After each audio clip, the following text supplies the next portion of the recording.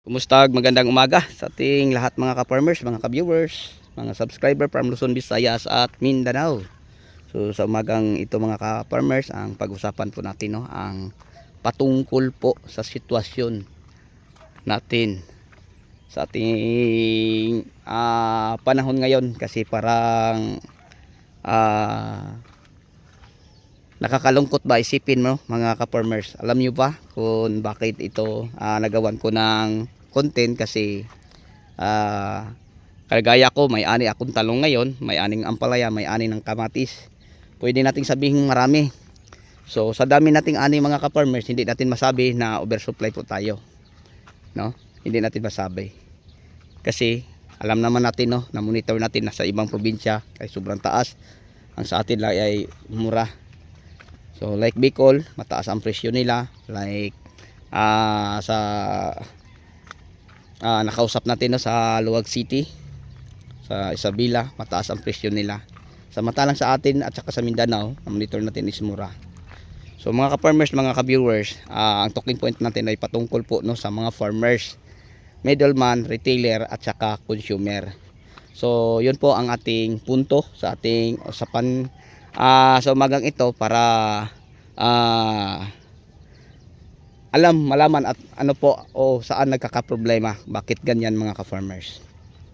So ang talking point natin na patungkol dyan mga ka-farmers, para kung may nasa gobyerno na official na nakaupo na nasa mataas na posisyon, baka siya ang makakatulong. So ibig sabihin mga ka-farmers, parang panawagan po ito, no, na kaming mga farmers at saka ang mga consumer, lalo na sa crisis na ating na ngayon mga ka-farmers, no, nararamdaman ay maibsan. So ang hinahingi ko lang dito mga ka-farmers, no, sa ating usapan ngayon, panawagan ko sa lahat na nakaupo, kung sino man ang pwedeng makakatulong, na ang mga farmers, farm to market may protection, no, and then at saka yung mga consumer, kasi ang apektado mga ka-farmers, farmers at saka consumers. Samantalang mga ka-farmers, ang si middleman at saka si retailer, hindi sila apektado. Alam niyo ba kung bakit? Si farmers mga ka-farmers, share ko lang po sa inyo, inaantay ang 2 buwan kapin bago siya makaani. And then ang mga imports inuutang pa, may tubo pa, no? So yun po mga ka-farmers, no, ang nakakalungkot kasi ang mga pera na ginagawang puhunan ay utang at may tubo buwan-buwan. And then mga ka-farmers, inaantay niya ang 2 buwan bago siya makaani. So tinitiis niya ang init, ang ulan, ang pagod, hirap sa pag-aalaga ng mga tanim. Kasi maraming mga trials mga ka-farmers. Pag-atake ng mga fungus, pag-atake ng mga fisting insekto. So parang grabing mga challenge sa buhay. And then pag makakaani na si farmers, kagaya ko ngayon, isang napakasayang araw to mga ka-farmers. Alam niyo ba kung bakit? Kasi ang lahat na pinaghirapan mo, ang lahat na pinagpaguran mo ay nagbunga. So may harvest kang marami. May harvest ka na maraming talong, maraming ampalaya, maraming kamatis. Pero sa totoo lang mga ka-farmers, pangalan lang ang marami pero wala kang kita. Kasi sa talong, ang break even sa lahat ngayon kailangan 20 pesos per kilo. No, makakabreak na mga ka-farmers. Pwede na natin sagutin ang mga sahod sa tao, pagkain sa tao, fertilizer, lahat ng mga pangailangan, mga insecticide, mga fungicide, or mga foliar, no, sa 20 per kilo. Yun po ang break even mga ka-farmers. So sa presyo na 20, share ko lang po sa inyo, ay si farmers ay wala nang tutubuin kasi yun po ang break even dahil sa sobrang taas na ang fertilizer. Ang fertilizer mga ka-farmers, share ko lang po sa inyo, mga ka-viewers, patuloy nagtaas ang mga insecticide, fungicide, foliar, lahat ng mga pangailangan ng farmer patuloy nagtaas. Samantalang ang ani ni farmers ay sobrang mura. Kaya nabanggit ko sa ating usapan ngayon na ang kawawa, no, ang farmers at saka ang mga consumers. Sino ang kikita? Ang middleman at saka si retailer. Paano sila kumita? Ito mga ka-farmers, kung halimbawa may dala kang 1 toneladang talong, no, sa buyer mo, Nakaupo lang siya at inaantay ang harvest mo. Tapos mumurahin ka pa sa mga ani mo. Marami pa kang maririnig na mga ano na ang gulay mo ganito ganyan pangit, hindi maganda, no? Tapos pagbaba mo lang mga ka-farmers, may mga retailer nang mamimili, magkano to? Kuha lang sa inyo 15, pagbigay nila to 25. So 10 pesos na per kilo. Isang araw lang mga ka-farmers, kung meron kang isang tonelada, magkano nasa kanila? 10,000. Samantalang si farmers ay wala pa. Pagdating ni retailer 25, pag retail ni retailer mga ka-farmers sa market, hindi sa pagmamayabang, 80 to 100 na. Sino ang kawawa? Una, farmers. Pangalawa, consumers. Kumusta si middleman? Yan, nagpapalaki ng tiyan. Kumusta si retailer? Okay lang si retailer kasi kunti-kunti lang man. Pero dahil marami siyang nakuha, di kikita pa din siya ng malaki. So mga ka-farmers, mga ka-viewers, yun po ang nakakalungkot isipin. No? Lalo na ngayon ako, isang farmer. Random ko mga ka-farmers ang sobrang paghihirap. Kahit sabihin mo pang marami kang aning talong, marami kang anihing ampalaya, kamatis. Pero kung walang proteksyon galing sa gobyerno na nagpapatakbo sa ating ekonomiya, mga ka-farmers, dumating sa punto na wala na ang mga farmers. Unti-unting wala na. Sana ka ngayon, nasaan na ang mga small farmer? Wala na. No? Wala na. Yung puhunan nila ay utang, wala na mga ka-farmers. Unti-unting na nang wala. So dumating ang panahon ng ating bansa ay lulubog. No? Dahil walang proteksyon.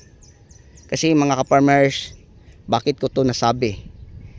Ito mga ka-farmers, pagbili mo ng buto, ang ang may-ari ng store, ito 3,500 ang isang lata, 500 seeds lang, 3,500. Ang fertilizer ganun pa din.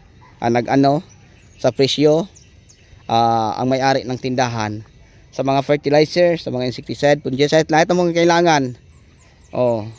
And then pag halimbawa ang farmers na kakaani, pagdala mo sa bagsakan, ang buyer pa din ang sa presyo, no?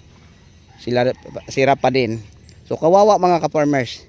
Kung magpatuloy ang ganitong bulok na sistema na papatakbo sa ating agrikultura na walang proteksyon galing sa gobyerno, lulubog ang ating bansa.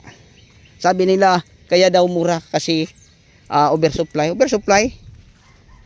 Nako, hindi natin masabing oversupply mga ka-farmers. Hindi natin masabing oversupply kasi sa ating probinsya lang ang nag-over. Pero ang ibang probinsya, yan mga ka-farmers ang gusto ko na mabigyan ng pansin sa gobyerno. Ang gobyerno na ang gagawa ng paraan.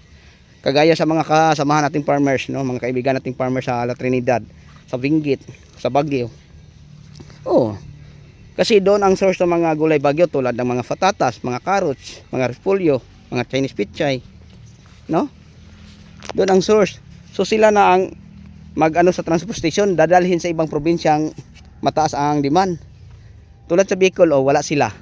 Tulad sa Leyte, wala sila.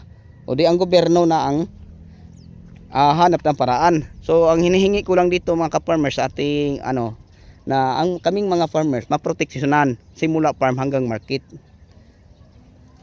Kung maaari, mawala na ang middleman, diretso na sa retailer.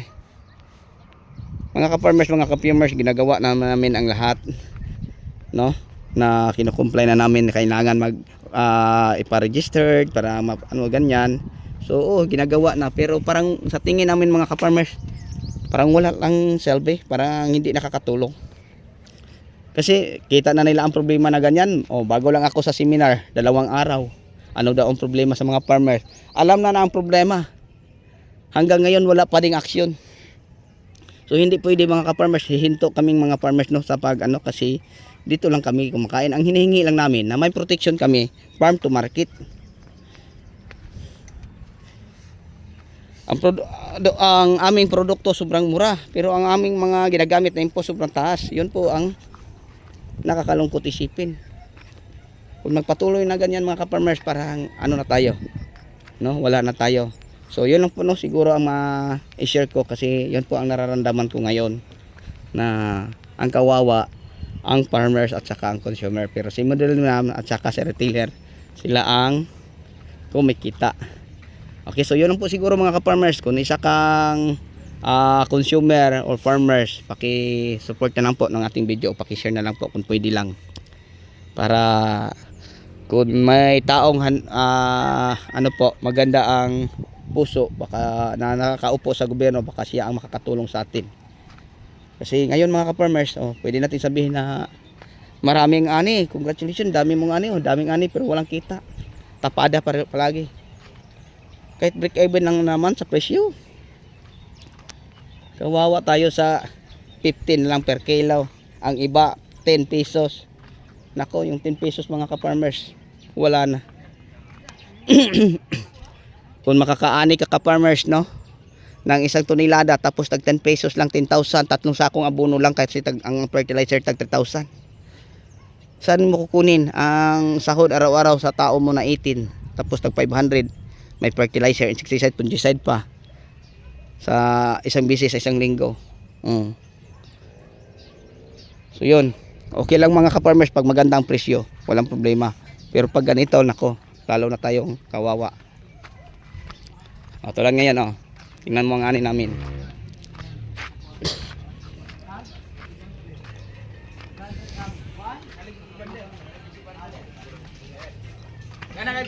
Yan, sinai-harvest kami ngayon mga ka-farmers.